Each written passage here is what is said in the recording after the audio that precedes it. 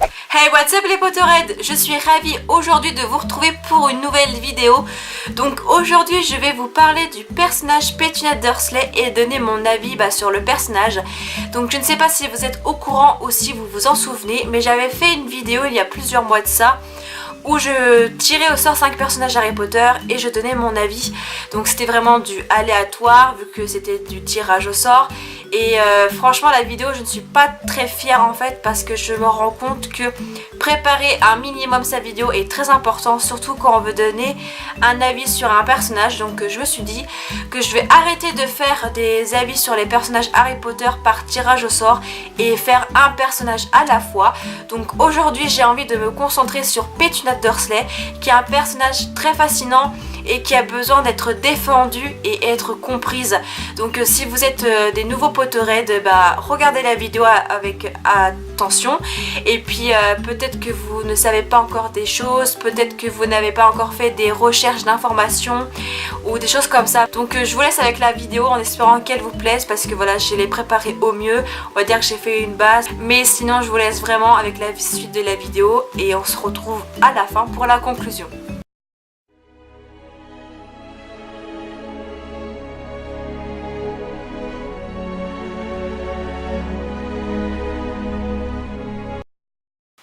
Dans les premiers films, on voit qu'elle n'est pas du tout aimante et qu'elle est plutôt arrogante et méchante envers son neveu Harry qui lui n'a rien demandé. C'est quand même le fils de sa petite sœur, elle pourrait faire un effort, il a rien demandé. C'est pas de sa faute s'il est sans mêler que sa mère était née moldue mais sorcière.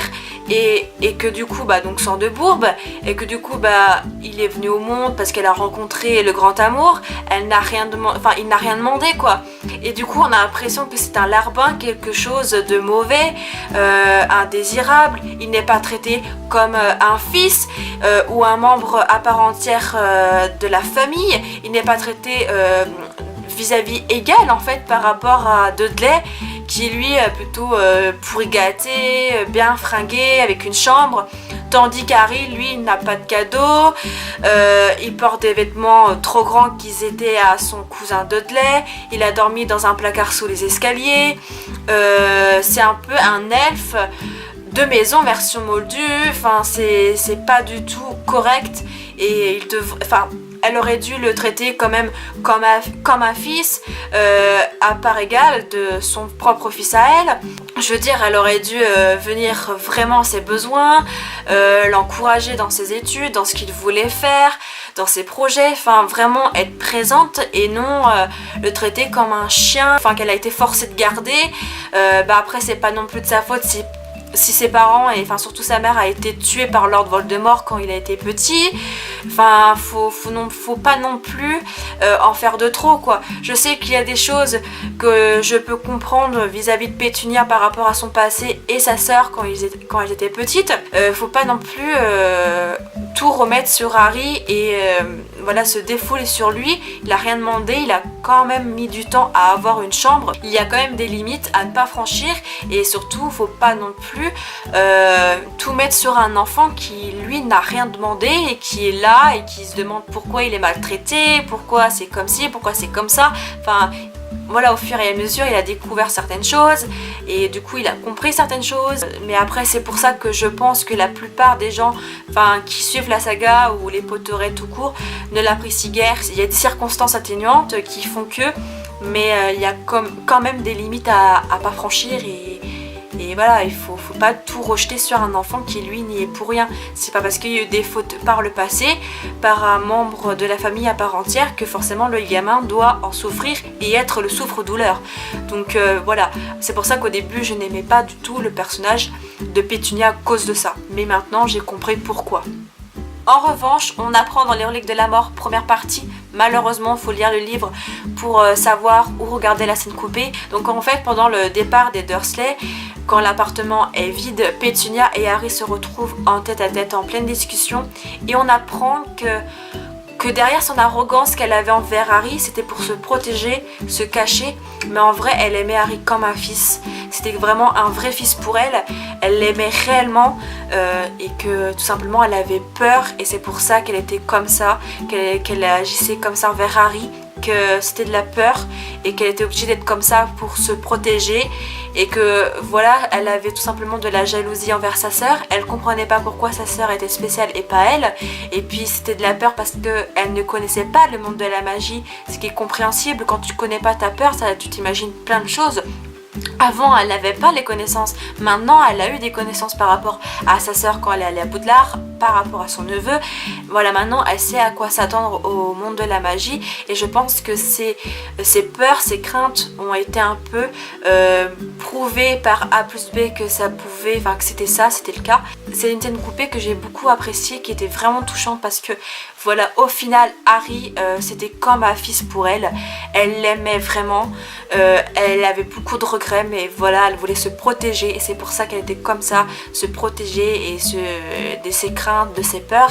Et voilà, ça peut être compréhensible.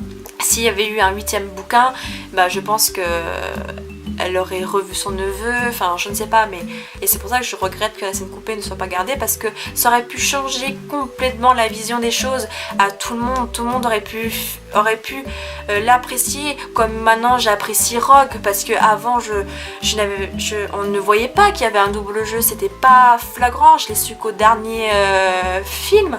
Enfin voilà, c'est pas vraiment pareil, mais d'un côté, quand quelqu'un est arrogant, méchant, c'est dans le fond peut-être qu'il y a quelque chose qui ne va pas, et ça se prouve par rapport à Drago, ça se prouve par rapport à Rogue, ça se prouve par rapport à Pétunia que au fond c'est à cause d'un mal-être, parce qu'au final c'est un personnage et une femme grandiose qui a vraiment aimé Harry, qui aurait pu, si elle aurait voulu, si elle n'avait pas eu toutes ces craintes et tout ce mal-être, peut-être que Harry aurait eu, on va dire, une adolescence meilleure. Il aurait peut-être pas dormi dans un placard sous les escaliers, il aurait eu peut-être des vêtements à sa taille et il aurait été un peu mieux, il aurait été un peu plus égal envers Dudley. Et voilà, même Dudley fait la paix à Harry à la fin, il se serre la main, c'est quelque chose d'émouvant. C'est, on va dire, un personnage et une famille qui est beaucoup intéressante par rapport à toute cette histoire, et dommage qu'on n'en sache pas un peu plus sur la famille et leur ressenti envers Harry.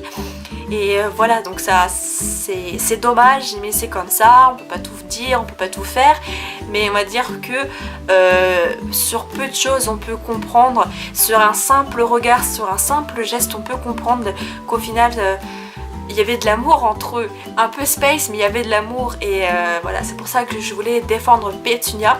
D'un sens, j'ai un peu défendu la famille, pardon, donc d'un sens, comme je le disais avant que ma voix se fourche, j'ai défendu un petit peu la famille qui voilà, qui était entre guillemets du côté de Pétunia, ce qui était normal. Ils gardaient leur distance, c'était tout à fait normal. Donc voilà, mais au final tout finit bien, correctement, avec les cartes qui ont été mises sur la table, avec sincérité et à cœur ouvert. Donc voilà, j'avais envie de défendre ce personnage là, qui est au final un bon personnage que j'ai apprécié malgré son arrogance et le fait qu'elle a enduré un petit peu l'enfer à Harry avec sa petite tribu, donc son mari et son fils unique Dudley. Donc voilà, la vidéo touche à sa fin, j'espère qu'elle vous aura plu. Si c'est le cas, n'hésitez pas à lâcher un petit pouce bleu en haut, à vous abonner et à me dire votre avis sur le personnage en commentaire, histoire qu'on échange, même si vous n'êtes pas d'accord avec moi ou que j'ai oublié de dire des choses, excusez-moi, vous pouvez me les dire, mais dans la joie et la bonne humeur, dans les commentaires constructifs et sympatoches. Donc voilà, n'hésitez vraiment pas à laisser votre avis en commentaire, vous pouvez me rejoindre sur les réseaux sociaux. Et sur ce, je vous fais plein d'énormes bisous et à la prochaine. Ciao!